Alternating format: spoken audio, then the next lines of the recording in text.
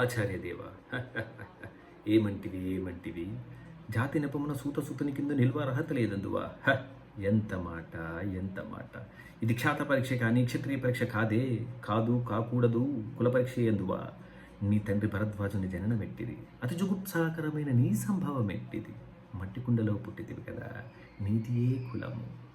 ఇంత ఏల అస్మత్ పితామహుడు కురుకుల వృద్ధుడైన ఈ శాంతనవుడు శివసముద్రాల భార్యకు గంగా గర్భమున జనించలేదా. ఈయనది ఏ కులము. నాతో చెప్పింతువేమయ్యా. మా వంశంలో మూల పురుషుడైన వశిష్ఠుడు దేవవేషయు ఊర్షీపుతుడు కాడా.